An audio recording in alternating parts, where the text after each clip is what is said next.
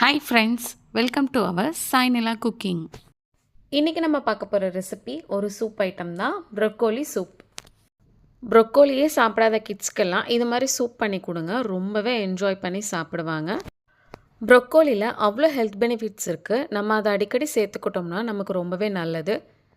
டயட்டில் இருக்கிறவங்க கூட இந்த ரெசிபியை ட்ரை பண்ணலாம். வாங்க எப்படி பண்ணலாங்கிறது இந்த வீடியோவில் பார்க்கலாம். ஒரு சாஸ்பேன் எடுத்துக்கலாம். அதில் நான் 2 டேபிள் ஸ்பூன் அளவுக்கு அன்சால்டட் பட்டர் எடுத்து வச்சுருக்கேன். அதை நம்ம இதில் சேர்த்துப்போம். ஒரு 8 பூண்டு போல் இது மாதிரி குட்டி குட்டியாக கட் பண்ணி வச்சுருக்கேன். அதையும் நம்ம இதில் சேர்த்துக்கலாம். வெண்ணெயும் பூண்டும் சேர்த்து வதக்கும் போது ஒரு வாசம் வர பாருங்க, அவ்வளோ சூப்பராக இருக்கும். ஆனியன் கொஞ்சம் சேர்த்துக்கலாம். ஒரு பெரிய வெங்காயத்தில் பாதி பீஸ் மட்டும் சேர்த்துருக்கேன் நான். இதையும் சேர்த்து நம்ம நல்லா வதக்கிக்கலாம். பிரியாணி இலை ஒரு பீஸ் எடுத்து வச்சுருக்கேன். அதையும் நம்ம இதில் சேர்த்து நல்லா வதக்கிக்கலாம். இது சேர்க்குறதுட்டு நமக்கு சூப்புக்கு ஒரு நல்ல வாசனை கிடைக்கும். ப்ரொக்கோலியை இது மாதிரி குட்டி குட்டியாக கட் பண்ணி நான் வாஷ் பண்ணி வச்சுருக்கேன். அதையும் நம்ம இதில் சேர்த்துக்கலாம். இது ஒரு 2 நிமிஷம் வரைக்கும் நம்ம நல்லா வதக்கிக்கலாம்.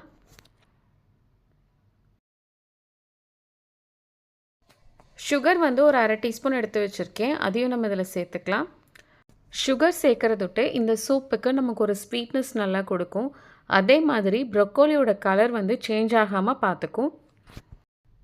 இப்போ நமக்கு ப்ரொக்கோலி வேகணும், அந்த அளவுக்கு தேவையான அளவு தண்ணி ஊற்றிக்கலாம். இப்போ இதை நம்ம ஒரு 15 நிமிஷம் வரைக்கும் நல்லா வேக வச்சு எடுத்துக்கலாம்.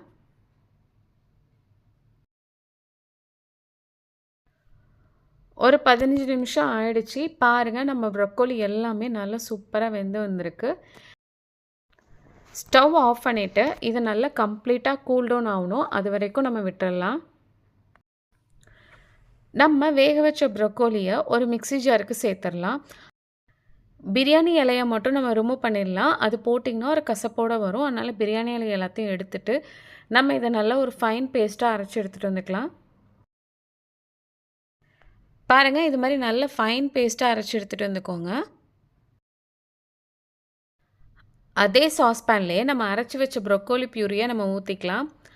எந்த அளவுக்கு தண்ணி வேணுமோ அந்த அளவுக்கு தண்ணி ஊற்றி அட்ஜஸ்ட் பண்ணிக்கோங்க.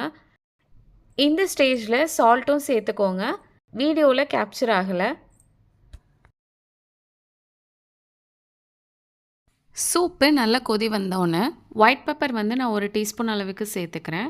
உங்களுக்கு காரம் எந்த அளவுக்கு வேணுமோ அந்த அளவுக்கு நீங்களும் சேர்த்துக்கோங்க.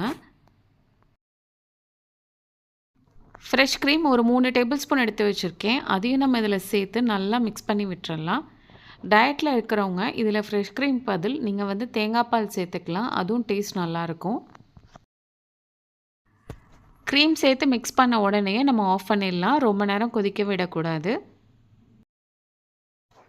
ரொம்பவே ஹெல்தியான ப்ரொக்கோலி சூப் ரெடி ஆகிடுச்சு. சூடாக சர்வ் பண்ணுங்கள். அவ்வளோதான் ஃப்ரெண்ட்ஸ், நம்மளோட ப்ரொக்கோலி சூப் சூப்பராக ரெடி ஆகிடுச்சு. இதோட டேஸ்ட் ரொம்பவே க்ரீமியாகவும் ரொம்ப சூப்பராக இருக்கும். டயட்டில் இருக்கிறவங்க இது ஒரு பவுல் ஃபுல்லாக எடுத்துக்கிட்டால் போதும், அவ்வளோ ஃபில்லிங்காக இருக்கும். கண்டிப்பாக இதை நீங்களும் ட்ரை பண்ணி பார்த்துட்டு எப்படி வந்ததுங்கிறது கமெண்ட்ஸில் சொல்லுங்கள். அப்படியே இந்த வீடியோ பிடிச்சிருந்ததுன்னா சப்ஸ்கிரைப் பண்ணி, லைக் பண்ணி, ஷேர் பண்ணிவிடுங்க. தேங்க்ஸ் ஃபார் யுவர் வாட்சிங்.